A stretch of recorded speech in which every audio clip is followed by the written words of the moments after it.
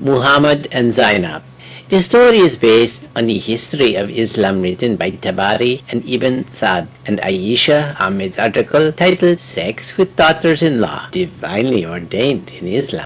Zayd bin Muhammad was a freed slave of Prophet Muhammad, and the Prophet then adopted him as his own son. Zayd then became one of the leaders of Muslim army.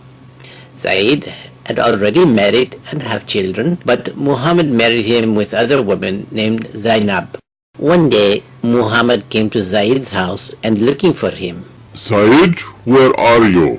Zayd was not at home at the time, and Muhammad found Zainab still on her bed.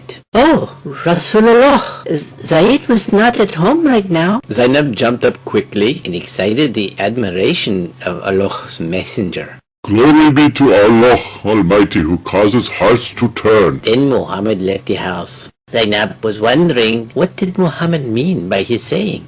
When Zayd came home, Zainab told him what happened. They realized that Muhammad was sexually attracted to Zainab. Because Zayd loved his adopted father, he was willing to offer his wife to Muhammad. So Zayd came to the Prophet's house. Rasulullah, you are just like my own dad. If you are interested in Zainab, then I will divorce her so that you can marry her. No need to do that. Keep thy wife to thyself and fear Allah. I will not touch Zainab again for your sake, Rasulullah. Keep thy wife to thyself and fear Allah. Whew, what a relief. Although saying that, actually Muhammad hid his desire. Quran, Surah 33, verse 37. And when thou said unto him on whom Allah had conferred favor, and thou hast conferred favor, keep thy wife to thyself, and fear Allah, and thou didst hide in thy mind that which Allah was to bring to light, and thou didst fear mankind, whereas Allah had better right than thou should fear him. Ibn Sa'd wrote, when Muhammad was sitting and talking to Aisha, he suddenly was in a trance.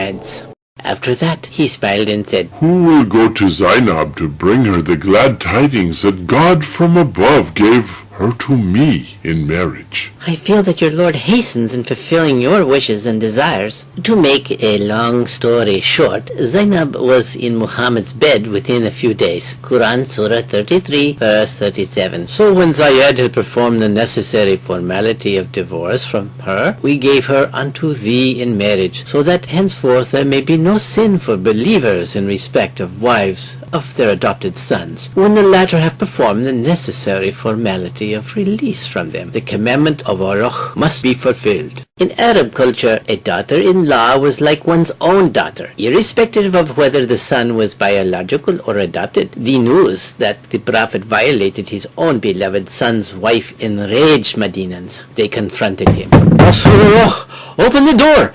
We have questions for you! MashaAllah, what has happened, my people? O Prophet of Allah, how could you? Of all the people and apostle of God, carrying out a disgusting and despicable act of sleeping with your own daughter-in-law? Your harem is bursting at the seams with young and beautiful wives.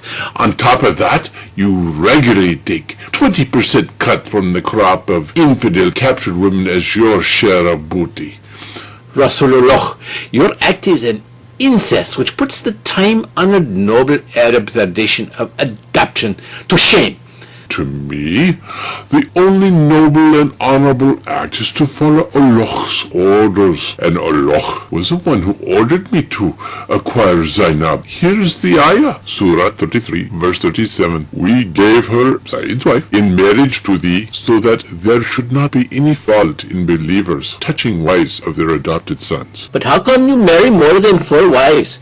Wouldn't that still be called adultery? Oh, not at all, because I am allowed to have sex with my first cousins without marriage, and Zainab is the daughter of my aunt. Here's the ayah, Surah 33, verse 50. O Prophet, we have made lawful for thee the daughters of thy uncles paternal and aunts paternal, thy uncles maternal and aunts maternal, who have emigrated with thee. Prophet, are you sure that Surah 33, verse 50 was not brought to you by Satan, like he brought to you the satanic ayahs in Mecca? Oh, I don't get tricked by Satan anymore. I am dead sure that Jibrail brought it to me. Rasulullah, there is another matter which we'd like to discuss with you.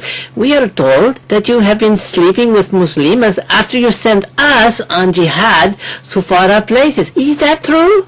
Oh, yes, it is. Believing women offer themselves to me in the hope of salvation and special favors from Allah in the hereafter, and Allah has allowed me to fulfill the request by Surah 33, Ayah 50. And also allowed is any woman believer if she gives herself to the Prophet and if the Prophet desires her to have sex.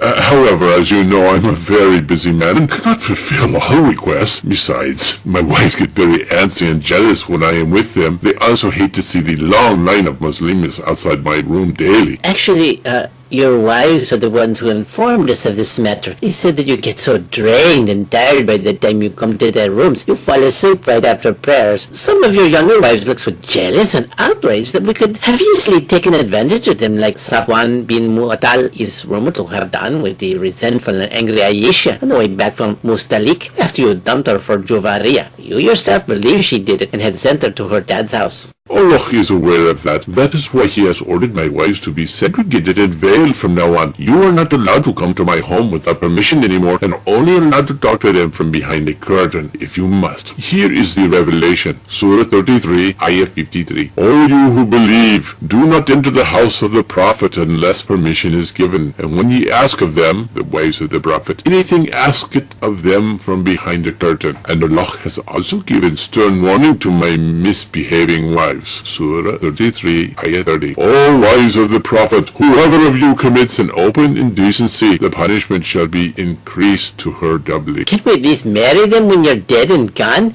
Because poor girls look so young and unfulfilled while you're old and ready to kick the bucket. No way. Nobody should touch them even after I'm gone. Why not? You do it. Because Allah said so. Surah 33, verse 53. And ye must not marry his wives after him or ever. This would be a grave offense to God. Oh, forget about your wives.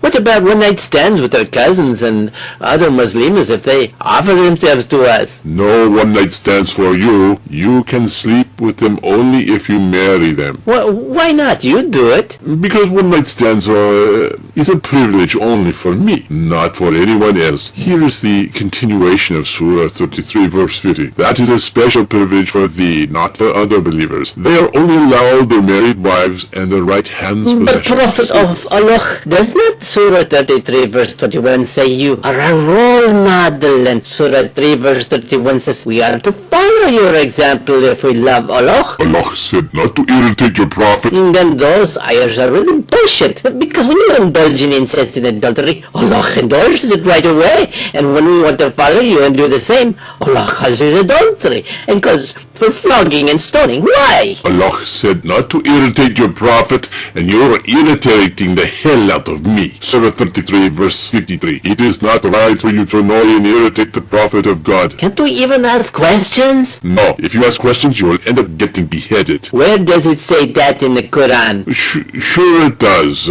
Surah 5 verses 101, 102 says, don't ask questions. You lose faith by asking questions. The moral of the above fill-in-the-blank Quranic story. Your brain is like your donkey, and Islam is like a mosque. You can ride your donkey anywhere you want, but when you enter the mosque, leave your donkey at the gate.